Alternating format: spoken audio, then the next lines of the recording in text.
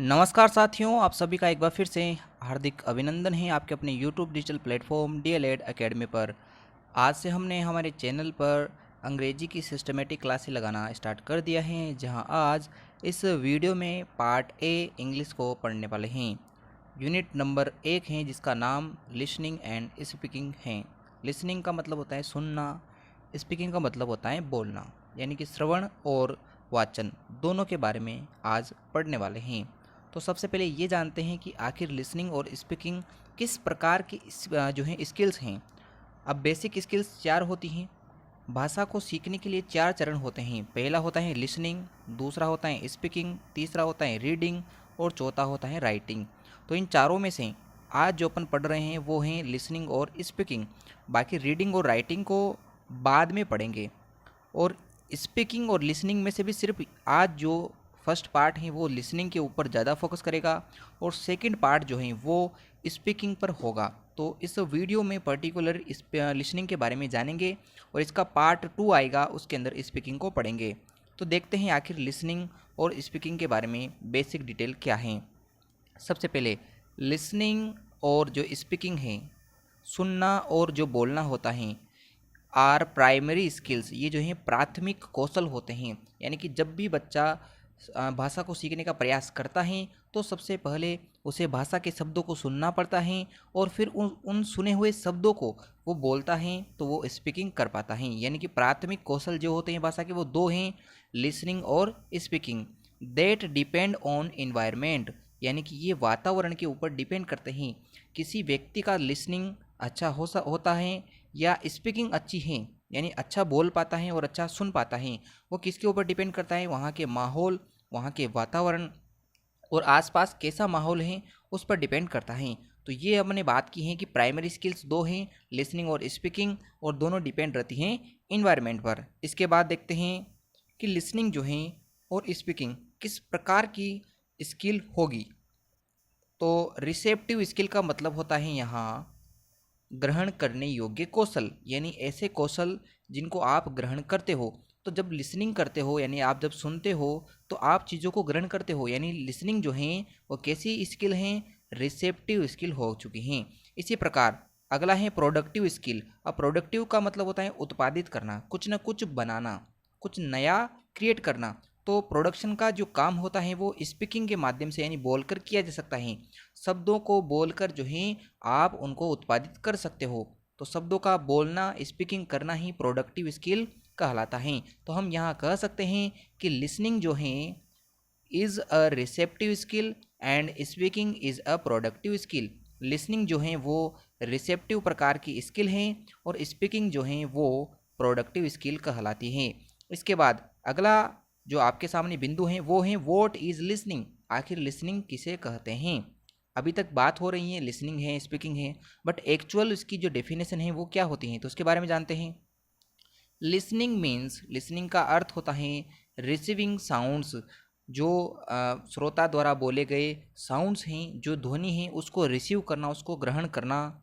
And decoding their meaning, और उनके meaning को डिकोड करना, यानी कि उसका अर्थ ग्रहण करना इन ब्रेन, मस्तिष्क के अंदर। तो ये क्या होता है आपका लिसनिंग। लिसनिंग बिल्कुल सिंपल है। सबसे पहले आपको सुनना पड़ेगा यानी रिसीव करना पड़ेगा ध्वनि को, फिर उसके बाद आप डिकोड करते हो यानी कि समझते हो चीज़ों को, और फिर उनका जो है सेंस बना पाते हो। तो ये लिसनिंग की प्रोसेस होती है। आप ऐसा भी कह सकते हैं, यानी कि वी कैन से दैट, हम कह सकते हैं the semantic aspects of language is listening. Semantic का मतलब होता है अर्थबोध, यानी कि भाषा के अंदर शब्दों का अर्थ ग्रहण करने वाला जो पहलू है वो लिसनिंग है। क्या है? लिसनिंग। तो यहाँ 2 परिभाषा हो चुकी हैं। पहली परिभाषा वो है कि साउंड्स को रिसीव करके उनका मीनिंग डिकोड करना भी लिसनिंग है। इसके अलावा जो सिमेंटिक एस्पेक्ट्स होता है कोई भी लैंग्वेज का, यानी कि भाषा के अर्थ ग्रहण करने का जो पहलू हैं, सिमेंटिक एस्पेक्ट्स हैं, उसे भी लिसनिंग कहा जा सकता है। तो दोनों परिभाषा मैंने आपको बता दी हैं। आप दोनों में से कोई सी भी एक परिभाषा का यूज़ अपने पेपर में कर सकते हैं।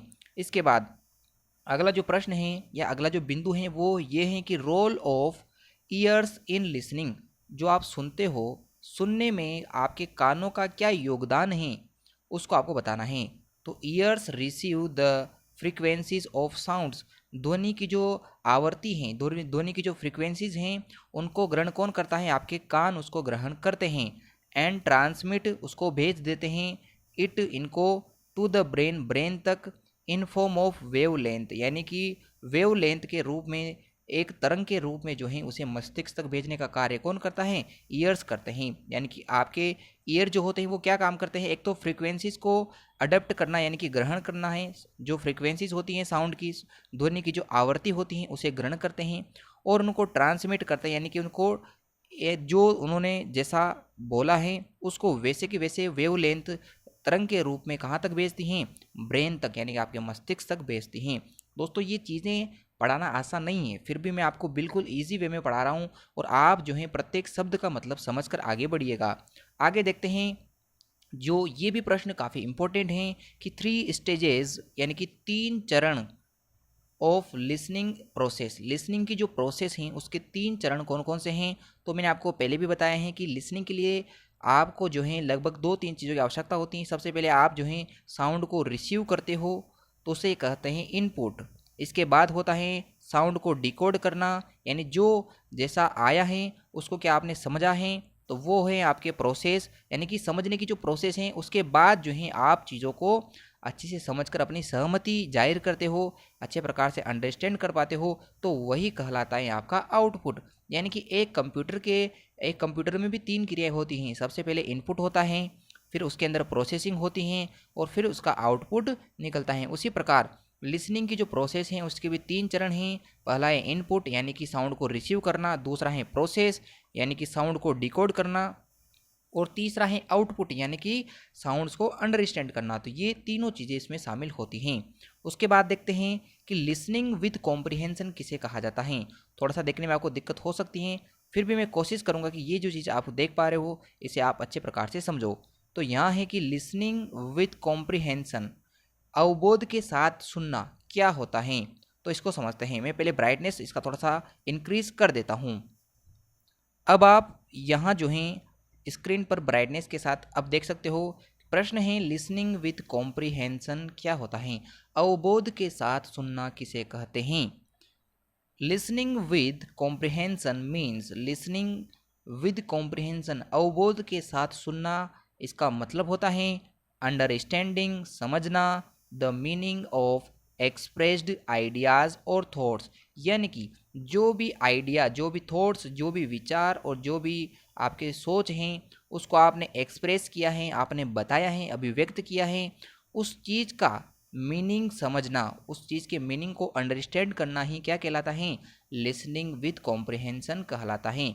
एक बार और मैं इसे रिपीट करता हूँ, बिल्कुल सीधा है कि लिसनिंग विद कॉम्प्रिहेंशन मीन्स अवबोध के साथ जो समझना होता है, जो सुनना होता है, उसका मतलब है अंडरस्टैंड करना चीज़ों के मीनिंग को, जो आइडियाज़, जो थॉट्स आपने एक्सप्रेस किए हैं। इसके बाद हैं जो आपको पढ़ना चाहिए वो भी इंपॉर्टेंट चीज़ हैं कि सी फ्रेज जो हैं, इनके according language is the science of sound, भाषा जो है वो ध्वनियों का एक विज्ञान है। जहाँ ध्वनि उत्पन्न होती हैं उसके माध्यम से चीज़ें सीखी जाती हैं। The skill of listening and speaking, जो कौशल हैं सुनने का और जो बोलने का, आर ग्रुप्ड टुगेदर, जो दोनों एक साथ काम में लिए जाते हैं। बिकॉज, क्योंकि, दे नॉर्मली फंक्शन टुगेदर, क्योंकि वो दोनों एक साथ ही काम में लिए जा सकते हैं। एक बात है कि साथ में काम लिए जाते हैं, दूसरी बात है साथ में ही काम में आएंगे। अगर किसी ने बोला और उस बोलने वाली बात को सुनने वाला कोई नहीं है तो उस बोलने वाली बात का कोई मतलब नहीं रहता है। और अगर किसी ने सुना है और किसी ने बोला, बोलने वाला नहीं है, केवल सुनने वाला है, तो भी उस बात का कोई सेंस नहीं निकलता है। यानी कि जैसे मैं बोल रहा हूँ, आप सुन रहे हो, तो इस बात का एक सेंस बनता है। तो लिसनिंग और स्पीकिंग, एल और एस जो हैं वो साथ साथ किए जाते हैं। तो ये एक अच्छी बात होती है कि ये ग्रुप्ड टुगेदर हैं, यानी कि साथ साथ में प्रयोग होते हैं, और फंक्शन टुगेदर यानी कि साथ साथ कार्य कर पाते हैं। तो ये हो चुका है लिसनिंग विद कॉम्प्रिहेंशन का मतलब। इसके बाद जानते हैं इम्पोर्टेंस ऑफ लिसनिंग। अब ये प्रश्न दो प्रकार से आ सकता है। एक प्रश्न ये भी आ सकता है कि इंपॉर्टेंस बताना है आपको, सिर्फ लिसनिंग की इंपॉर्टेंस बताना है, यानी कि सुनने की क्या क्या महत्व हैं, एक अच्छा श्रोता कौन होता है। या उससे क्या होता है वो बताना है। या एक प्रश्न ये भी आ सकता है कि importance of listening in learning new language, यानी कि एक नई भाषा को सीखने के अंदर सुनने का क्या महत्व है ये आपको बताना है। तो इसके आपको 3 चीज़ें लिखकर आनी है, यानी 3 नंबर का प्रश्न जो आएगा उसको आप बिल्कुल जैसा मैं बता रहा हूँ वैसा आप लिखकर आओगे। तो सबसे पहला है कि द लिसनर, जो सुनने वाला होता है, recognise the speech sounds, recognise का मतलब होता है कि उन साउंड्स को जो है वो रिकग्नाइज करेगा, यानी कि उस चीज़ों को अच्छे प्रकार से अपने माइंड में बिठाता है। सबसे पहले जो भी आप सुनते हो तो वो चीज़ आपके माइंड तक जाती है, तो इस चीज़ को कहते हैं रिकग्नाइज करना। इसके बाद है ही कैन अंडरस्टैंड, वो समझता है the meaning of sentence structures या वर्ड्स, या बोल सकते हो आप इसे कि वर्ड्स का, सेंटेंस का जो संरचना आपने बोली है उसका मतलब आप रिकग्नाइज होने के बाद सीख पाते हो। एक चीज़ दिमाग के अंदर सेंटेंस जाना होता है उसे बोलते हैं रिकग्नाइज होना, और एक चीज़ है अंडरस्टैंड होना। दोनों चीज़ों में अंतर है। जब तक रिकग्नाइजेशन नहीं होता है तब तक आप अंडरस्टैंड नहीं कर पाते हो। दोनों चीज़ें अलग अलग हैं। सेंटेंस का दिमाग में जाना, दिमाग तक पहुंचना बात, वो है रिकग्नाइजेशन, और दिमाग तक पहुंचने के बाद आपने वो चीज़ समझी या नहीं वो अंडरस्टैंड कहलाता है। यानी कि जब आप शब्द का मीनिंग जानते हो तो वो अंडरस्टैंडिंग है, और केवल शब्द को जानते हो तो वो रिकग्नाइजेशन कहलाता है। इसके बाद हैं the listener can understand the stress, rhythm, intonation, pronunciation etc। सुनने से क्या पता लगता है? सुनने से एक तो ये चीज़ पता लगती है कि कहाँ पर जोर देना है बोलने पर, कहाँ उसकी रिदम फ्लो को तेज़ रखना है, धीमे रखना है, या उसका इंटोनेशन कहाँ रखना है, यानी बल आघात कहाँ है। धीरे बोलना है तो लगातार कितने टाइम तक धीरे बोलना है, ज़ोर से बोलना है तो कैसे ज़ोर से बोला जाता है। तो ये सभी चीज़ें जो हैं देखी जाती हैं किसके अंदर? लिसनिंग के अंदर। इसीलिए तो कहा जाता है कि एक अच्छा श्रोता ही एक अच्छा वक्ता बन पाता है। तो listening is a good habit for speaking, तो ये एक बात कही जाती है। आगे हैं 2 प्रकार की रीडिंग और होती हैं। पहला रीडिंग आपने देख लिया है कॉम्प्रिहेंशन रीडिंग, दूसरा है कैजुअल रीडिंग। अब आखिर कैजुअल रीडिंग किसे कहते हैं तो इसको भी जानते हैं।